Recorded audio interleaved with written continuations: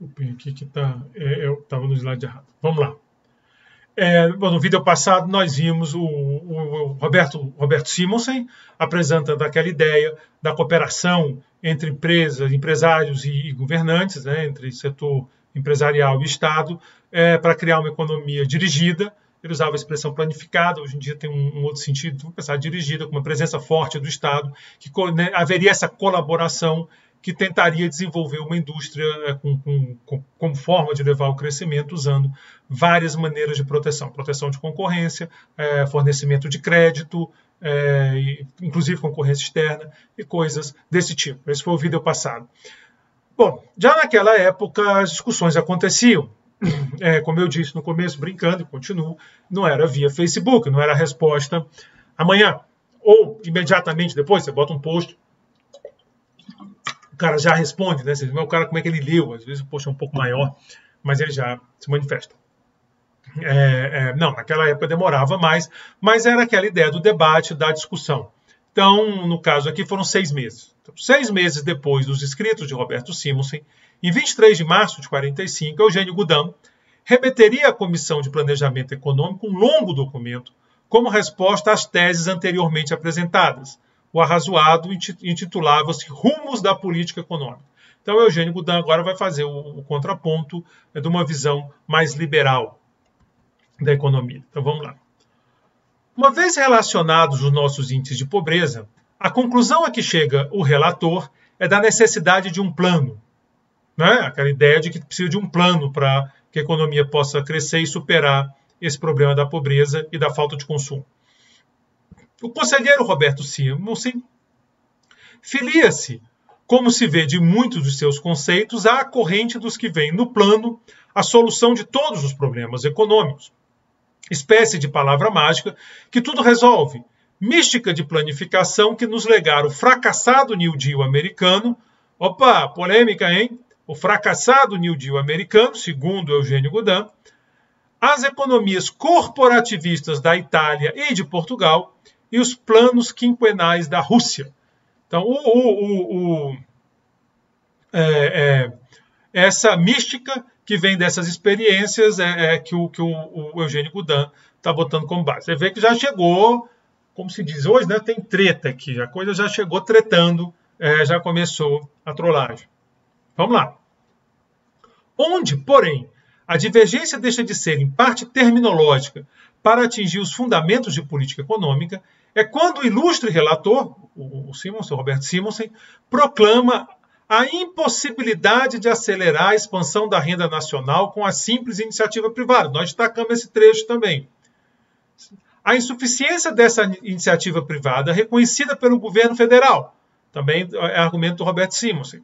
A necessidade de uma grande operação financeira de governo a governo, chegando a tratar da questão capital da interferência do Estado no campo da economia privada, como simples matéria a ser combinado entre o governo e as entidades de classe. Aquela ideia das entidades de classe fazem lá uma negociação com o governo, a Fiesp estava lá para isso, e nesse processo chega-se. E o Eugênio Goudin, com a leitura mais liberal, está dizendo, opa, essa questão é muito mais complicada. Não é questão de sentar aí entidades de classes de governo e fazer. Essa questão da interferência do Estado na economia privada ela é complexa, que é uma tradição de autores liberais, inclusive daquela época, ali com os economistas austríacos, ainda muito influentes. Hoje eles têm influência, mas naquela época talvez tivessem ainda mais, como von Mises, que vai aparecer aqui, Hayek, que eu acho que também vai aparecer aqui nos trechos que eu selecionei, e outros autores do tipo que viam com muita preocupação essa intervenção na economia como uma ponte para outras intervenções mais agressivas.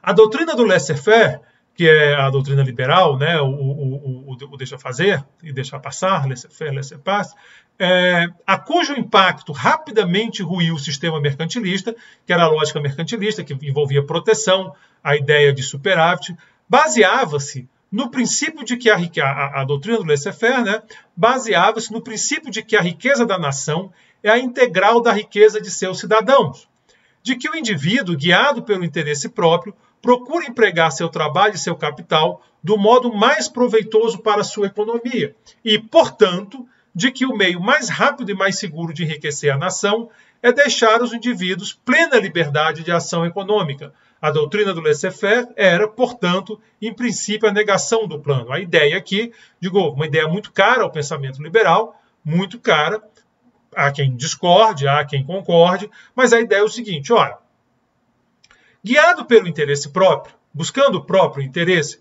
o indivíduo ele vai empregar o seu trabalho, o seu capital, do modo mais proveitoso para a economia dele. E daí para todos, porque a economia é integral, a riqueza da nação é integral da riqueza dos cidadãos. Então, se cada um está tendo o máximo, essa soma também vai ser a maior. E o indivíduo, ele é o juiz melhor de como ele usa o capital dele e o trabalho dele. De novo, é a visão liberal. Assim como a gente viu uma visão desenvolvimentista, uma visão que passa por planos intervencionistas, aqui nós estamos vendo a visão liberal, onde o indivíduo tem esse papel, digamos assim, supremo. O indivíduo, ele é o melhor juiz dele mesmo. E ele vai fazer pensando no melhor para ele, por tabela, com essa ideia da integral, né? Vai ser o melhor também para aumentar essa riqueza geral. Então, se é assim, se o indivíduo é quem melhor pode saber o que fazer com o capital e o trabalho dele, o mais seguro de enriquecer a nação é deixar os indivíduos fazerem o que eles querem fazer, a liberdade econômica, e não um plano. O plano diz, olha, meu amigo, você precisa fazer isso. Você vai fazer isso, vai fazer desse jeito. Você não, mas aquilo você não pode, senão você vai destruir o parque instalado. Não, você tem que fazer isso. Já na ideia liberal, não. Você faz o que você quiser. Mas pô, não tem mais. Você sabe o que vai fazer. Então, esse é o contraponto importante. Então, nesse sentido, o laissez-faire é a negação do plano. Enquanto o plano orienta o indivíduo, parte do princípio que essa força coletiva que envolve o Estado e as representações empresariais, né, a tribo representada por seus governantes e por seus líderes empresariais é que diz o que deve ser feito na área econômica, o que deve ser produzido, como deve ser produzido. Aqui a ideia não, é o indivíduo se sobrepõe à tribo e o indivíduo que diz o que vai fazer. É profunda essa discussão. É profunda essa discussão e por isso que ele diz, não dá para resumir essa questão a uma simples colaboração de entidades de classes e governo. Até 1914, diz Eugênio Goudin, a economia liberal conduziu a humanidade por esta rota, de constante aumento de bem-estar e de elevação do padrão de vida das populações. Dentro de seus padrões se abordavam e resolviam os novos problemas à medida que eles surgiam. Então, é que ele faz esse elogio à economia liberal que teria vigorado até 1914. Em 1914 começa a Primeira Grande Guerra. A Guerra de 14 veio abalar profundamente os alicerces dessa estrutura, do laissez-faire, deixa os indivíduos. Primeiro, desorganizando ou destruindo os sistemas monetários de grandes e pequenas nações, até atingir a libra esterlina e o dólar. Quer dizer, houve essa desorganização. Segundo, deslocando a liderança econômica e política das mãos experimentadas da Inglaterra para as mãos vigorosas, mas ainda inexperientes dos Estados Unidos. Então, isso é o Eugênio Goudin chamando a atenção dessa mudança na liderança mundial das economias de mercado, do mundo livre, dê o nome que você quiser. Criando a desordem política e econômica em toda a Europa Central e Oriental, de cujo caos nasceram as revoluções sociais, primeiro na Rússia, depois da Itália e da Alemanha. Então ele está botando que esse caos que correu a Europa Central estaria na razão da Revolução Social Russa, que é a Revolução Bolchevique, que é a Revolução Comunista, na Itália o fascismo e na Alemanha o nazismo. Né? Então ele enxerga esses regimes que ele enxerga como revoluções sociais. De novo, há muita discussão aí dentro, não vou puxar essa discussão aqui, mas o Goudin enxergava como revoluções sociais os três regimes. Diz o Eugênio Goudin, em letras maiúsculas, vocês sabem que quando é caps lock é porque a coisa é séria, ou não, depende aí de quem vê. Não cabe assim à economia liberal a responsabilidade desses desastres, sendo Eugênio Goudin. Originariamente, a Grande Depressão foi o resultado de um fenômeno político. A Guerra Mundial de 14, de novo. Há outras leituras, há um monte de leituras para a Grande Depressão, há um monte de leitura. Essa aqui é uma que Eugênio Goudin está fazendo lá em 45. A Guerra Mundial de 14, que abalou profundamente o sistema de economia que a economia liberal havia construído em um século. Subsidiariamente, incube a responsabilidade aos desacertos praticados pelo grande, mas ainda inexperiente país que passara repentinamente de país devedor à posição do maior país credor do mundo e de líder da economia mundial, que é os Estados Unidos. Então ele está dizendo o seguinte, olha, a Grande Depressão foi resultado das confusões da guerra, que ele enxerga como uma coisa de político, e, com menos importância, de forma subsidiária, porque os Estados Unidos não estava pronto para a missão que tinha recebido. Então, ele era um país ainda muito inexperiente e acabou piorando as coisas. Visão do Eugênio Goudin. Para a filosofia liberal, o ideal é o mercado em livre concorrência e a mobilidade de fatores de produção. Fatores de produção discutiu na unidade anterior, capital, trabalho. Né? Terra, também, o uso da terra seria móvel, mas a gente fala mais de capital e trabalho. A terra, propriamente dita, ela não é móvel. Você não pode pegar uma fazenda e levar para lugar nenhum. Mas ela pode ser móvel economicamente. Você pode plantar, sei lá, você pode plantar milho, você pode plantar soja, você pode, sei lá, o que você vai fazer na terra. É a produção regulada pelo sufrágio ininterrupto dos preços, traduzindo a demanda efetiva de mercadorias e serviços. Aqui a ideia, muito cara também ao pensamento liberal, é de que o preço é o grande mecanismo de escolha, por isso a ideia do sufrágio ininterrupto. Ou seja, eu sou um padeiro, eu tenho uma confeitaria, sei lá, eu quero vender bolo, eu não sei qual é o bolo que o pessoal prefere, eles gostam mais de bolo de chocolate ou bolo de morango? Eu não tenho a menor ideia, eu estou chegando lá, abrindo comércio, eu não tive como fazer uma pesquisa, e mesmo a pesquisa às vezes é imperfeita, a ideia é que o preço vai fazer esse trabalho. O preço é o grande sinalizador, eu boto lá para vender os dois por R$5. O bolo de chocolate acaba em 5 minutos, o bolo de morango eu não consigo vender todo, eu digo, opa, as pessoas estão gostando mais do bolo de chocolate. E aí eu vou passar a produzir mais do bolo de chocolate, produzo menos do morango, e quem vai me dando essa noção de até se ajustar é o preço. Em certo momento vai se ajustar ao preço certo. Então o preço é o grande sinalizador da economia, o preço diz para o produtor o que produzir, e o preço dá noção também aos consumidores do custo de produção, porque se o bolo de chocolate for muito mais caro de fazer, ele vai ficar muito mais caro, suponho que chocolate é mais caro que morango, não tenho a menor ideia, não sei fazer nenhum nem outro, mas se eu chego lá, eu gosto mais do bolo de chocolate, mas o bolo de chocolate custa 50, o bolo de morango custa 5, eu digo, então me dá o de morango mesmo, e pronto. Então ele está me sinalizando o lado da produção, e para o produtor ele sinaliza o meu gosto. Então o preço seria esse grande sufrágio ininterrupto. Hayek é um economista que eu já falei, ele tem essa discussão muito interessante sobre preço. Hayek acreditava que a informação estava pulverizada na sociedade inteira, aliás, eu acho que é uma boa tese, e que o preço guiava as decisões nesse cenário. Bom, para a filosofia coletivista, e aqui ele está se referindo à planificação, o ideal é um plano perfeito imposto por uma autoridade onipotente. Para a filosofia liberal, o sistema econômico é o caminho da democracia. Também é uma tese muito cara da doutrina liberal, de que sem liberdade econômica você não tem liberdade política, porque uma vez que o Estado controla o que você pode fazer para viver, ele também te controla no plano político. É a tese liberal. Estou aqui só passando para vocês, também não vou esconder, eu tenho uma grande simpatia a boa parte dessas teses, mas não estou mostrando teses minhas aqui, estou simplesmente, como eu fiz no vídeo passado, reportando. Para a filosofia coletivista é o Estado totalitário. A diferença entre as duas filosofias é radical e irreconciliável. Forte, né? O coletivismo serve-se do poder do Estado para administrar a produção e o consumo. O liberalismo utiliza esse poder para preservar e favorecer a liberdade das trocas, que é o princípio essencial do seu modo de produção. Então aqui ele faz esse contraponto indo além da questão econômica.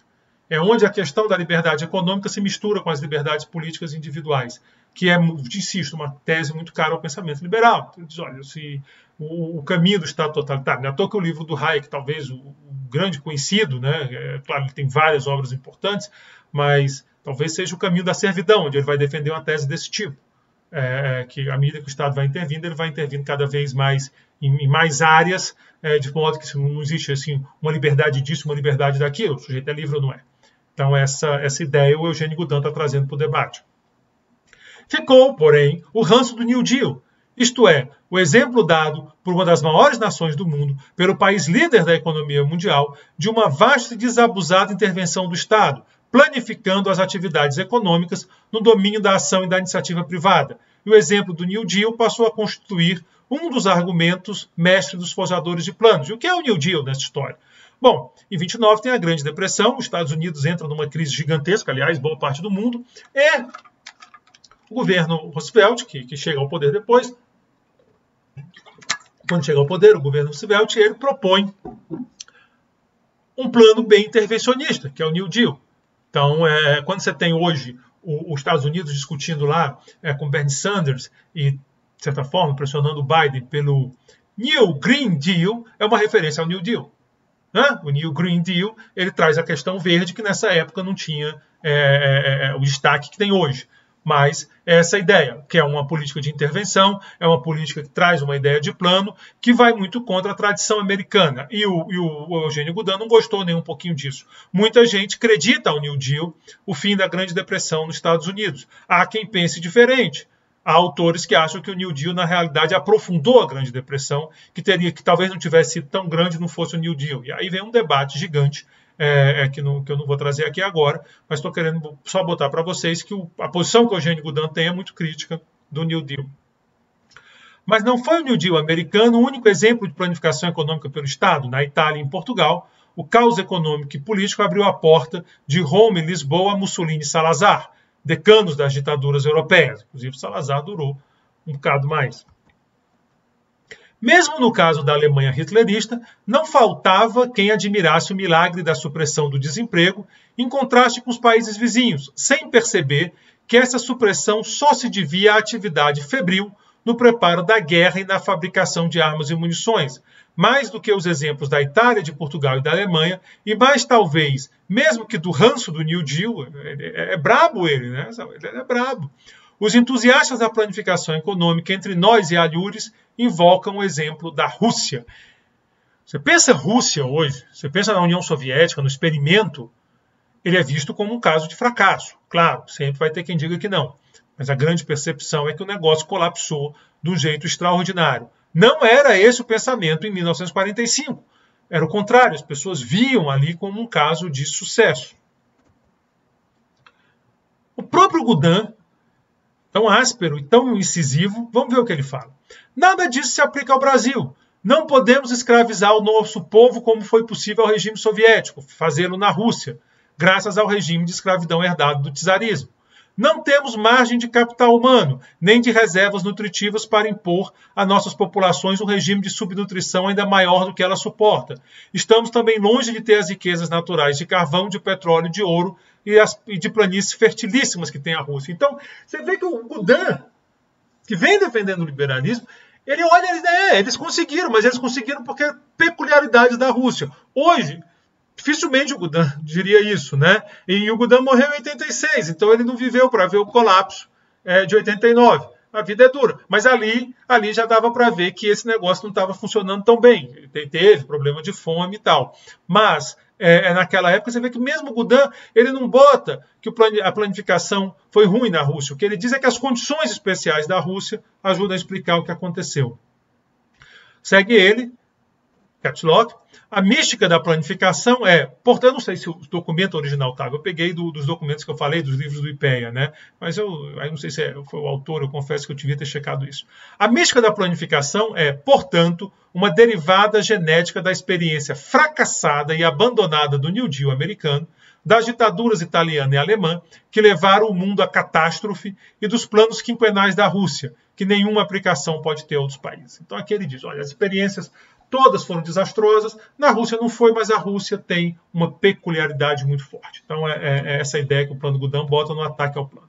O projeto do conselheiro Roberto Simonsen, que nos incumbe apreciar, pode se resumir como dissemos. Primeiro, na constatação de nosso atraso, de nosso pauperismo, de nossa minguada renda nacional. Segundo, no remédio de um plano. Impõe-se assim a planificação, dizia lá o Roberto Simonsen.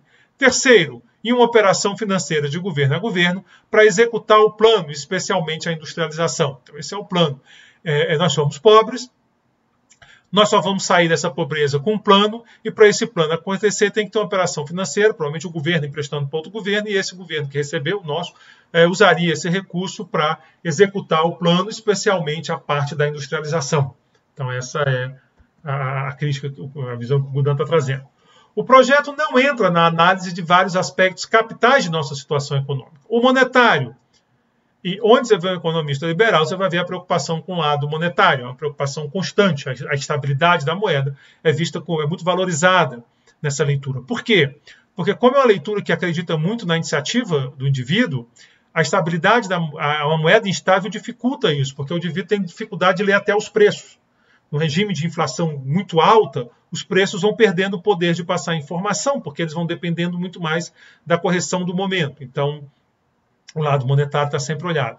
O grave desequilíbrio entre investimento e consumo, que é uma ideia recorrente no Brasil. A verdade é que, se você olhar a taxa de poupança do Brasil, ela é baixa, se você comparar, por exemplo, com as da Ásia, que geralmente algumas pessoas gostam de dar como exemplo de sucesso dessas experiências desenvolvimentistas. Agora, com uma taxa de poupança alta, a coisa é outra, é coisa que o Brasil não tem.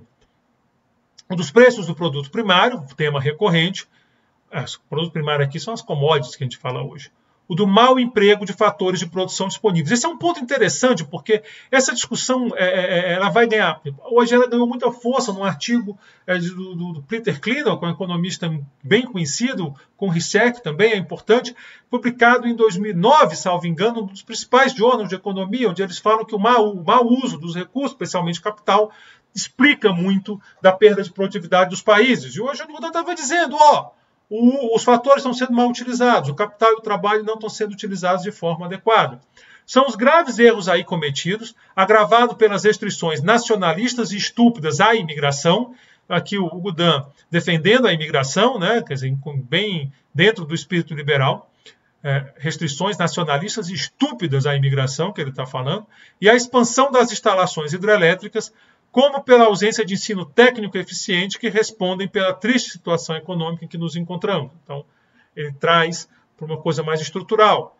É o reformista falando. Nós não precisamos de um plano, nós precisamos de reformas que deixem o mercado funcionar. Olha, olha a abordagem distinta. É como hoje, você tem de um lado o economista desenvolvimentista que diz, não, o governo tem que fazer política industrial, tem que estimular a indústria. Do outro lado, os economistas liberais, também chamados reformistas, que dizem, não, nós temos que fazer reformas profundas para mudar essa estrutura da economia brasileira, para permitir que a iniciativa privada funcione melhor. É a MP da Liberdade do Paulo Guedes. Ela vem aqui, ela se encaixa aqui, a MP da Liberdade Econômica do Paulo Guedes. É o discurso do Paulo Guedes de ajuste fiscal, se encaixa aqui, no sentido de gerar menos instabilidade. Então, como eu disse, é um debate dos anos 40, mas algumas coisas estão presentes até hoje. Plano é a grande panaceia de nosso tempo, escreve Robbins. Planificar, escreve von Mises, é o remédio milagroso de nossos dias. O prestígio da palavra é tão grande que sua simples menção é considerada como a solução de todos os problemas econômicos. Olha aqui o Mises, claramente uma inspiração, né? Fica claro para quem conhece o trabalho desses economistas austríacos que Godin estava lendo esses caras. O plano passa a ter o sentido de um mito soreliano, de que diz seu autor, se nós colocarmos no terreno dos mitos, tornamos-nos imunes contra qualquer espécie de refutação crítica. Então, o plano ganha esse caráter mitológico, né? Mas a mística do plano não é só o produto da metafísica mais ou menos manicômica desses sociólogos. Você está para botar no Twitter, hein? O cara te critica, você responde. Metafísica mais ou menos manicômica dos seus oponentes. É bom. Eles apenas suprem o palavreado da nebulosa ideológica. Mas cá embaixo, bem junto à Terra, há vários grupos sociais e econômicos para os quais a mística do plano pode constituir precioso instrumento para a vitória de suas doutrinas políticas ou de seus interesses econômicos. E agora, você vai para um segundo tipo de crítica, o que o pensamento liberal faz à planificação, que é o seguinte, o plano atende interesses, talvez não explícitos. O plano é feito em nome do bem comum, da riqueza, do acesso da riqueza geral, mas ele atende interesses muito específicos, muito bem desenhados. São, primeiro, os socialistas comunistas. Liberal sempre tem essa mania de chamar os outros comunistas, né? Tem a frase clássica do von Mises, no encontro que só tinha liberal, estava lá Mises, estava lá Friedman, Hayek, onde ele chama todo mundo socialista, né? You all a bunch of socialists. Então, aqui está cutucado. Mas os primeiros socialistas comunistas, partidários da supressão da propriedade privada dos meios de produção, que vem no plano, formulado e dirigido pelo Estado, um excelente instrumento, que de fato é, para a invasão pelo Estado do campo da economia e da iniciativa privada, e, portanto, para o caminho da socialização. Então, aqui ele bota. Lembrando que o discurso comunista, sim, naquela época falava muito de supressão da propriedade privada dos meios de produção. Hoje você ainda encontra, principalmente os comunistas raiz, né? Mas tem outras abordagens, assim como as ideias mudam com o tempo. Eu acho que uma coisa que você não pode querer achar que o comunismo de hoje, os partidos comunistas, quem levanta essa bandeira, vai ter o mesmo pensamento que tinha lá nos anos 40 do século XX. Né? As coisas mudam, a ponto de alguns momentos ficarem irreconhecíveis para alguns. Segundo, a burocracia. Né? O primeiro beneficiado, então, seria lá os socialistas comunistas. Em segundo lugar, os burocratas. Os burocratas gostam do plano, porque no regime do plano ele passa a ter, em fechar nas mãos, a expressão que ele usa, uma soma considerável de poderes e talvez proventos na direção da economia. Ou seja, numa economia planificada, o burocrata tem um poder gigantesco, porque é ele que vai dizer, que vai influenciar e às vezes até determinar, dependendo aí do poder do governo, no caso da colaboração proposta, não é tão grande como, por exemplo, na experiência bolchevique, mas o burocrata passa a ter um poder que não tinha antes, e aí vem a insinuação de talvez proventos, que ele pode usar esse poder para extrair proventos. Isso a gente sabe que não falta no Brasil. Terceiro, last but not least, né, os chamados interesses reacionários, que vêm, e com razão, num plano, um excelente instrumento de eliminação da liberdade de concorrência, lembrem lá, ele é explícito, Roberto Simonsen, que a concorrência não pode destruir o que está instalado, e de consolidação sobre a égide governamental das situações adquiridas, de que são a expressão estereotipada com o sacrifício do consumidor à tirania dos produtores. Então aqui é a ideia de que o plano ele acaba protegendo interesses já estabelecidos. Claro, se eu vou chamar, olha, grandes empresários, venham conversar comigo, suponha eu fui para o governo, alguém foi eleito, cometeu a insanidade de me convidar para cuidar da economia e eu, no momento ainda mais insano, aceitei, porque eu confesso para vocês que eu gosto de ficar longe dessas coisas de governo. Mas suponho que eu aceitei, eu estava totalmente fora de mim e o cara que me chamou, pior ainda também, para me chamar para essas coisas. E chega lá, e para ficar pior, eu vou ser o planejador supremo do país e chamo para conversar os empresários. Digo, empresários, venham conversar comigo para a gente poder planejar o país. Ora, claro que esses empresários defendem o interesse deles. Defende seus interesses. Então, esse plano, muito provavelmente, vai preservar os interesses dele, porque é o que eles defendem. É o que eles defendem. E eu defendo o interesse do meu governo, porque é o que eu defendo, eu estou aqui pelo governo. Então, o presidente Roberto vai lá. Então, eu vou defender o interesse do meu governo, ainda que possa não fazer isso de forma explícita, ou talvez até um pedaço aí inconsciente, mas essa junção, ela tende a beneficiar o status quo. Ela tende a beneficiar a situação atual, porque tanto os empresários não vão querer fazer um plano para destruir as próprias empresas. O governante não vai querer fazer um plano para inviabilizar o próprio governo. Então você tem esse elemento que está mostrando aí o Eugênio Goudin. Desenvolvendo seu pensamento no Congresso das Indústrias de São Paulo, disse o ilustre autor do projeto que o planejamento é uma técnica econômica e o intervencionismo uma técnica política. Como se a técnica econômica de um plano organizado e financiado pelo Estado não fosse o melhor instrumento de técnica política. A confluência, né? A confluência, o pensamento liberal até hoje bate muito nessa tecla. A gente usa outros termos hoje, a captura dos órgãos de planejamento e até de regulação pelos interesses políticos ou pelos interesses econômicos, mas a ideia que ele levanta é que a técnica econômica de um plano, no fundo, é um grande instrumento de técnica política, porque dá ao governante um acesso às empresas e à produção que ele não teria numa economia de laissez-faire, numa economia com a visão liberal. O conceito do conselheiro Simonsen é primo irmão do Stuart Chase, ao propor um Estado maior industrial com poderes ditatoriais, podendo a democracia política subsistir. Eu estou falando aqui o que o Eugênio Goudin falou, tá? Essa questão ditatorial a ser discutida. Mas nesse sentido de que à medida que o Estado começa a fazer o plano, ele começa a ter muita intervenção na economia, portanto, nas pessoas, é que você pode pensar essa afirmação. Podendo a democracia política subsistir, contanto que as questões econômicas sejam excluídas do seu domínio. Isso lembra um pouco, por exemplo, o desenho da China de hoje. né? Se bem que lá você não tem a democracia política ainda mais restrita do que o que nós temos hoje. Então, não seria mais assim, em termos de liberdade. As pessoas às vezes falam, olha, a China tem uma certa liberdade na economia, mas contanto que esteja dentro do que está sendo indicado pelo governo, pelo partido.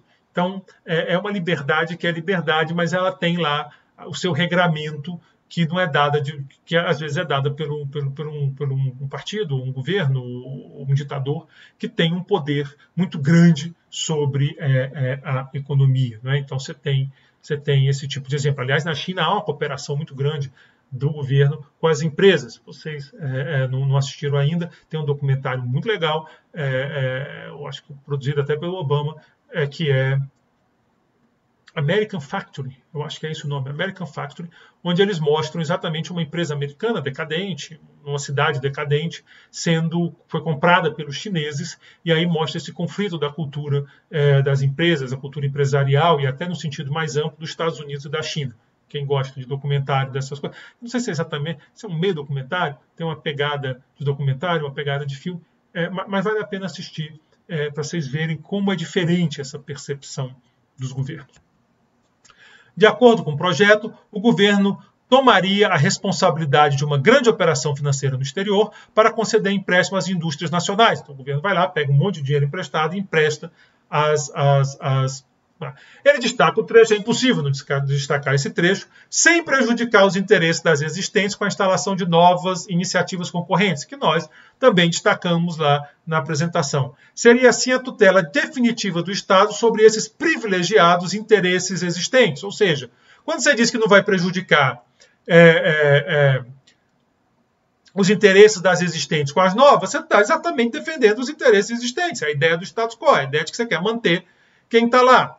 É o que está defendendo o Roberto Simons, que é um industrial, ele tem um interesse existente, que são, afinal, o que ainda nos resta de representativo na seara das atividades econômicas privadas, malgrado as repetidas incursões do governo por esse campo durante os últimos anos.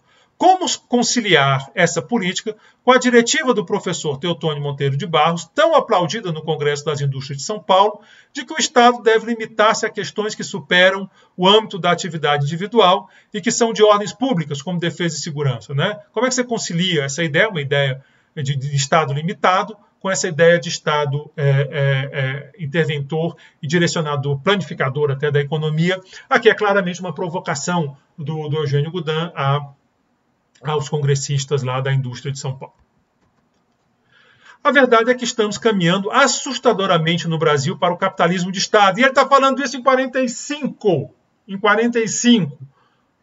E ele teve a oportunidade de ver tudo isso se consolidando nos anos seguintes.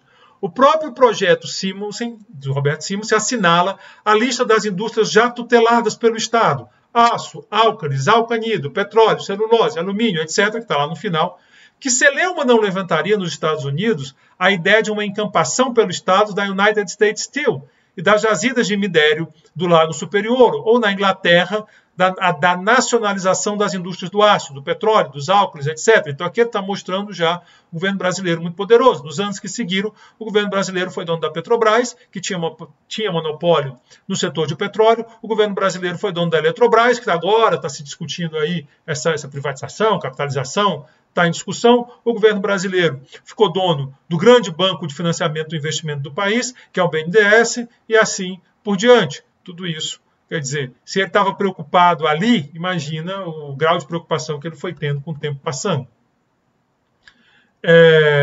Ao contrário dos Estados Unidos e da Inglaterra, o Estado já tem no Brasil o controle da maioria da rede ferroviária e de quase toda a navegação mercante.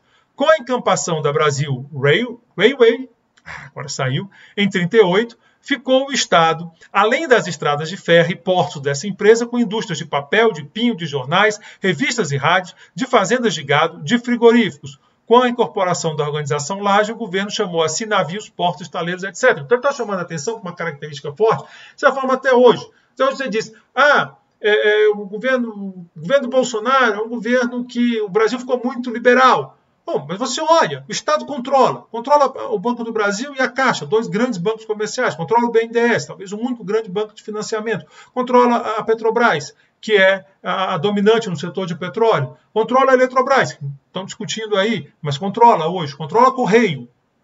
Como é que é isso? Então você tem essa discussão colocada. Talvez o nosso Estado até, alguns vão dizer, ele cresce para o lado errado. Talvez ele pudesse abrir mão do controle dessas coisas e talvez focar mais numa rede de proteção social. Pode ser. É uma discussão. Então, o nosso Estado cresceu, mas ele cresceu por um lado que talvez não seja desejável. Errado eu falei, mas é um termo forte. Porque aí às vezes a gente se trai, peço desculpas. Mas que podia crescer, outras alternativas seriam possíveis. Ou não. Ao cuidar das vantagens que podemos auferir das trocas internacionais e, portanto, da orientação da nossa política econômica internacional, precisamos, antes de mais nada, acabar o espírito mercantilista, porque vem sendo há tempo orientada essa nossa política. Qual é o espírito mercantilista? É a ideia de que nós temos que ter superávit, que nós temos que vender muito e comprar pouco. Essa é a ideia mercantilista, essa é a ideia do mercantilismo. Tem que ter superávit com o resto do mundo.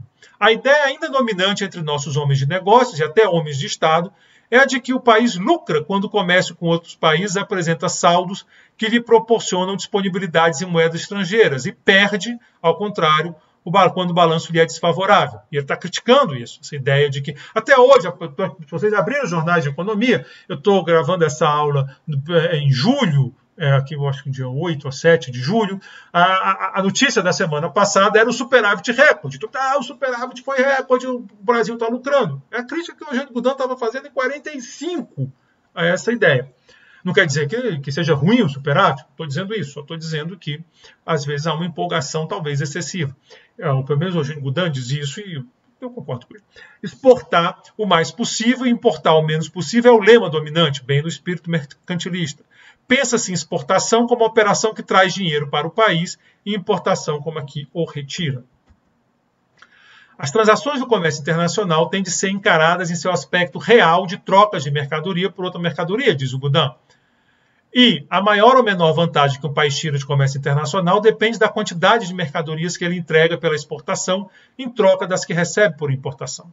Essa vantagem é expressa pela relação de trocas, terms of trade, que é o quociente do índice de preço das mercadorias que se importa pelo índice de preço das mercadorias que se exportam. Nós vamos discutir esse conceito com mais cuidado, porque ele é central para a leitura da CEPAL. Ele acredita que o Brasil, por ser um produtor de matérias-primas, commodities, digamos assim, esse terms of trade, as relações de troca, tende a piorar com o passar do tempo, porque os bens industrializados teriam a ganhar mais. Você precisaria de cada vez mais milho para trocar por uma colhedeira. Essa é a ideia que é muito presente na CEPAL e está lá nos fundamentos da ideia dele. Então nós vamos voltar com mais cuidado, só fazendo o registro.